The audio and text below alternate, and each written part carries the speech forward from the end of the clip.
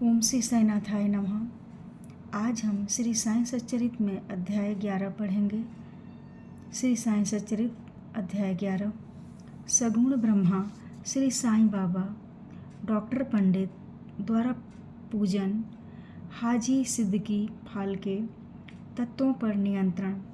इस अध्याय में अब हम श्री साईं बाबा के सगुण ब्रह्मा स्वरूप, उनका पूजन तथा तत्व नियंत्रण का वर्णन करेंगे।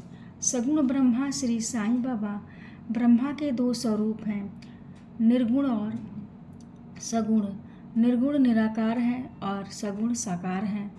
यद्यपि वे एक ही ब्रह्मा के दो रूप हैं, फिर भी किसी को निर्गुण और किसी को सगुण उपासना में दिलचस्पी होती है। जैसा कि गीता का अध्याय 12 में वर्णन किया गया है, सगुण उपासना सरल और श्रेष्ठ है। मनुष्य स्वयं आकार, शरीर, इंद्रिय आदि में है, इसलिए उसे ईश्वर की साकार उपासना स्वभावतः ही सरल है। जब तक कुछ काल सगुण ब्रह्मा की उपासना न की जाए, तब तक प्रेम और भक्ति में वृद्धि नहीं होती। सगुणोपासना में जैसे जैसे हमारी प्रगति होती जाती है, हम निर्गुण ब्रह्मा की ओर अग्रसर होते जाते हैं। इसलिए सगुण उपासना से ही श्री गणेश करना अति उत्तम है। मूर्ति, देवी, अग्नि, प्रकाश, सूर्य, जल और ब्राह्मण आदि सप्त उपासना की वस्तुएं होते हुए भी सद्गुरु ही इन सब में श्रेष्ठ हैं। श्री साईं का स्वरूप आँखों के सम्मुख लाओ। वे जो वैराग्य की प्रत्यक्ष मूर्ति और अनन्य शरणागत भक्तों के आश्रयदाता हैं, उनके शब्दों में विश्वास लाना ही आसन और उनके पूजन का संकल्प करना ही समस्त इच्छाओं का त्याग है। कोई कोई श्री साईं बाबा की गणना भगवत भक्त अथवा एक महान भक्त में करते थे या करते हैं, परंतु हम लोगों के लिए तो वे ईश्वर अवतार हैं। वे अनंत, क्षमाशील, शांत, सरल और संतुष्ट थे, जिसकी कोई उपमा ही नहीं दी जा सकती। यद्यपि वे शरीरधारी थे, पर यथार्थ में निर्गुण, निराकार, अनंत और नित्य मुक्त थे।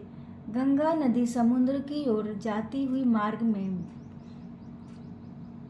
ग्रीष्म से व्यक्ति अनेक प्राणियों को शीतलता पहुंचा कर आनंदित करती, फसलों और वृक्षों को जीवन दान देती और जिस प्रकार प्राणियों की सुधा शांत करती है, उसी प्रकार श्री साईं संत जीवन व्यतीत करते हुए भी दूसरों को सांत्वना और सुख पहुंचाते हैं।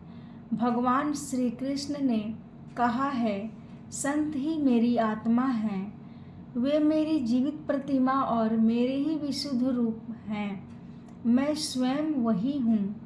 ये अवर्णनीय शक्तियाँ या ईश्वर की शक्ति, जो कि संत, सत्य, चित्त और आनंद है, शिरडी में साईं रूप में अवतरण हुई थी। श्रुति तैत्तिरीय उपनिषद में ब्रह्मा को आनंद कहा गया है। अभी तक यह विषय केवल पुस्तकों में पढ़ते और सुनते थे, परंतु भक्तगण ने शिरडी में इस प्रकार का प्रत्यक्ष आनंद पा लिया है। बाबा सबके आश्रयदाता थे, उन्हें किसी की सहायता की आवश्यकता न थी। उनके बैठने के लिए भक्तगण एक मुलायम आसन और एक बड़ा तकिया लगा देते थे। बाबा भक्तों के भावों का आदर करते और उनकी इच्छानुसार पूजन आदि करने देने में किसी प्रकार की आपत्ति न करते थे। कोई इत्र और चंदन लगाते, कोई सुपारी, पान और अन्य वस्तुएं भेंट करते और कोई नैवेद्य ही अर्पित करते थे। यद्यपि ऐसा जान पड़ता था कि उनका निवास स्थान शिरडी में है, परंतु वे तो सर्वव्यापक थे। इसका भक्तों ने नित्य प्रति अनुभव किया। ऐसे सर्वव्यापक गुरुदेव के चरणों में मेरा बार बार नमस्कार है। डॉक्टर पंडित की भक्ति। एक बार श्री तात्या नूलकर के मित्र डॉक्टर पंडित बाबा के दर्शनार्थ शिरडी पधारे। बाबा को प्रणाम कर वे मस्जिद में कुछ देर तक बैठे। बाबा ने उन्हें श्री दादा भट्ट केलकर के पास भेजा, जहां पर उनका अच्छा स्वागत हुआ। फिर दादा भट्ट और डॉक्टर पंडित एक साथ पूजन के लिए मस्जिद पहुँचे। दादा भट्ट ने बाबा का पूजन किया। बाबा का पूजन तो प्रायः सभी किया करते थे, परंतु अभी तक उनके शुभ मस्तक पर चंदन लगाने का किसी ने भी साहस नहीं किया था। केवल एक महालसा पति ही उनके गले में चंदन लगाया करते थे। डॉक्टर पंडित ने पूजन की थाली में से चंदन लेकर बाबा के मस्तक पर त्रिपुंडाकार लगाया। लोगों ने महान आश्चर्य से देखा कि बाबा ने एक शब्द भी नहीं कहा। संध्या समय दादा भट्ट ने बाबा से पूछा, क्या कारण है कि आप दूसरों को तो मस्तक पर चंदन नहीं लगाने देते, परंतु डॉक्टर पंडित को आपने कुछ भी नहीं कहा। बाबा कहने लगे, डॉक्टर पंडित ने मुझे अपने गुरु श्री रघुनाथ महाराज धोपेश्वरकर, जो कि काका पुराणिक के नाम से प्रसिद्ध हैं, के ही समान समझा और अपने गुरु को वे जिस प्रकार चंदन लगाते थे उसी भावना से उन्होंने मुझे चंदन लगाया। तब मैं कैसे रोक सकता था? पूछने पर डॉक्टर पंडित ने दादा भट्ट से कहा कि मैंने बाबा को अपने गुरु काका पौराणिक के समान जानकर ही उन्हें त्रिपुंडाकार चंदन लगाया है, जिस प्रकार मैं अपने गुरु को सदैव लगाया करता था। यद्यपि बाबा भक्तों को उनकी इच्छानुसार ही पूजन करने देते थे, परंतु कभी कभी तो उनका व्यवहार विचित्र ही हो जाया करता था। जब कभी वे पूजन की थाली फेंक कर रुद्रावतार धारण कर लेते, तब उनके समीप जाने का साहस किसी को न हो सकता था। कभी वे भक्तों को झिझकते और कभी मोम से भी नरम होकर शांति तथा क्षमा की मूर्ति से प्रतीत होते थे। कभी कभी वे क्रोधावस्था में कंपायमान हो जाते और उनके लाल नेत्र चारों ओर घूमने लगते थे। तथापि उनके अंतःकरण में प्रेम और मार्त स्नेह का स्रोत बहा ही करता था। भक्तों को बुलाकर वे कहा करते थे कि उन्हें तो कुछ ज्ञात ही नहीं है कि वे कब ऊपर क्रोधित हुए। यदि यह संभव हो कि समुद्र नदियों को लौटा दे, तो वे भक्तों के कल्याण की भी उपेक्षा कर सकते हैं। वे तो भक्तों के समीप ही रहते हैं और जब भक्त उन्हें पुकारते हैं तो वे तुरंत ही उपस्थित हो जाते हैं। वे तो सदा भक्तों के प्रेम के भूखे हैं। हाजी सिद्दीकी फाल्के। यह कोई नहीं कह सकता था कि कब श्री साईं बाबा अपने भक्त को अपना कृपा पात्र बना लेंगे। यह उनकी इच्छा पर निर्भर था। हाजी सिद्दीकी फाल्के की कथा इसी का उदाहरण है। कल्याण निवासी एक यवन, जिनका नाम सिद्दीक फाल्के था, मक्का शरीफ की हज करने के बाद शिरडी आए। वे चावड़ी में उत्तर की ओर रहने लगे। वे मस्जिद के सामने खुले आंगन में बैठा करते थे। बाबा ने उन्हें 9 माह तक मस्जिद में प्रविष्ट होने की आज्ञा न दी और न ही मस्जिद की सीढ़ी चढ़ने दी। फाल्के बहुत निराश हुए और कुछ निर्णय न कर सके कि कौन सा उपाय काम में लाएं। लोगों ने उन्हें सलाह दी कि आशा न त्यागो। सामा श्री साईं बाबा के अंतरंग भक्त हैं। तुम उनके ही द्वारा बाबा के पास पहुंचने का प्रयत्न करो। जिस प्रकार भगवान शंकर के पास पहुंचने के लिए नंदी के पास जाना आवश्यक होता है, उसी प्रकार बाबा के पास भी सामा के द्वारा ही पहुंचना चाहिए। फाल्के को यह विचार उचित प्रतीत हुआ और उन्होंने सामा से सहायता की प्रार्थना की। सामा ने भी आश्वासन दे दिया और अवसर पाकर वे बाबा से इस प्रकार बोले कि बाबा, आप उस बूढ़े हाजी को मस्जिद में किस कारण नहीं आने देते? अनेक भक्त स्वेच्छापूर्वक आपके दर्शन को आया जाया करते हैं। कम से कम एक बार तो उसे आशीष दे दो। बाबा बोले, सामा, तुम अभी नादान हो।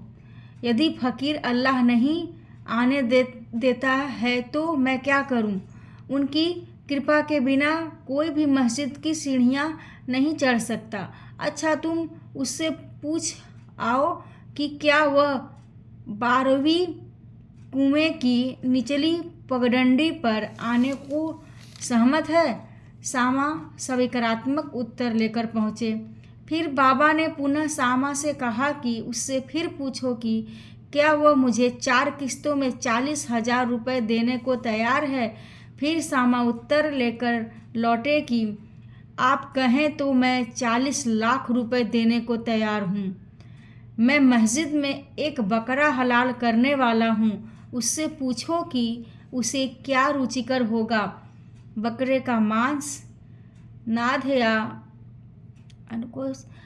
सामा यह उत्तर लेकर लौटे कि यह बाबा के भोजन पात्र में से एक ग्रास भी मिल जाए तो हाजी अपने सौभाग्यशाली समझेगा। यह उत्तर पाकर बाबा उत्तेजित हो गए और उन्होंने अपने हाथ से मिट्टी का बर्तन, पानी की गागर उठाकर फेंक दी और अपनी कफनी उठाए हुए सीधे हाजी के पास पहुँचे। वे उनसे कहने लगे कि व्यर्थ ही नमाज क्यों पढ़ते हो? अपनी श्रेष्ठता का प्रदर्शन क्यों करते हो?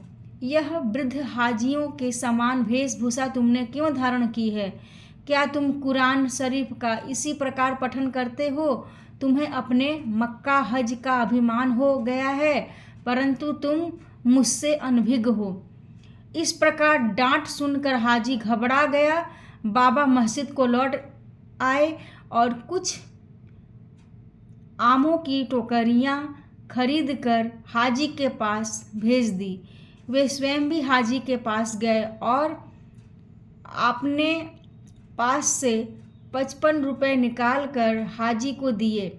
इसके बाद से ही बाबा हाजी से प्रेम करने लगे तथा अपने साथ भोजन करने को बुलाने लगे।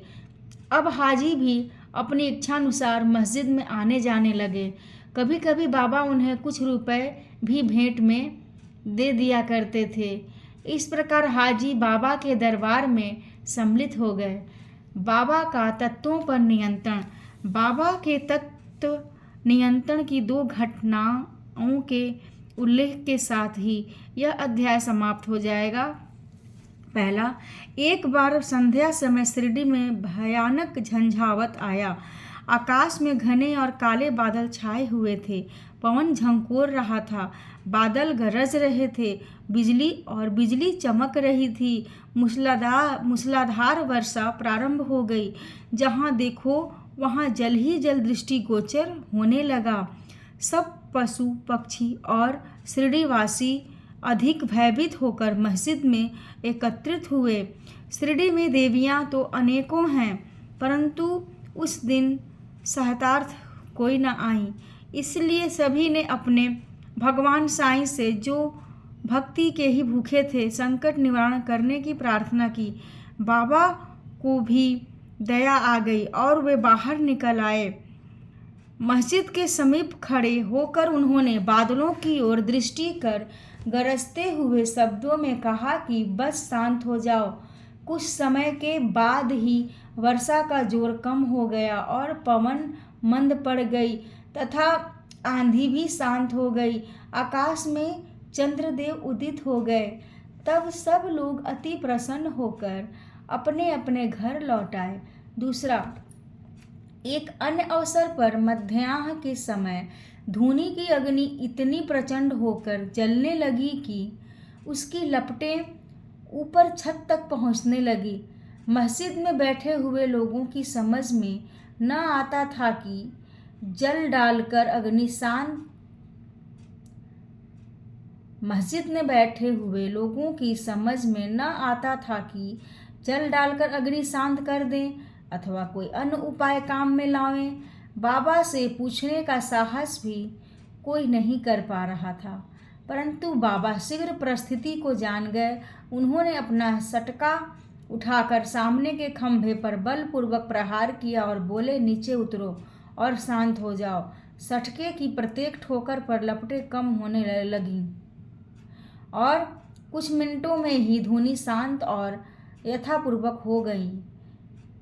श्री साईं ईश्वर के अवतार हैं, जो उनके सामने नत होकर उनके शरणागत होगा, उन पर वे अवश्य कृपा करेंगे। जो भक्त इस अध्याय की कथाएं प्रतिदिन श्रद्धा और भक्ति पूर्वक पठन करेगा, उसका दुखों से शीघ्र ही छुटकारा हो जाएगा। केवल इतना ही नहीं, वरन उसे सदैव श्री साईं चरणों का स्मरण बना रहेगा और उसे अल्पकाल में ही ईश्वर दर्शन की प्राप्ति होकर उसकी समस्त इच्छाएं पूर्ण हो जाएंगी और इस प्रकार वह निष्काम बन जाएगा। श्री सद्गुरु साईनाथ अर्पणमस्तु। शुभम भवतु। ओम साई राम।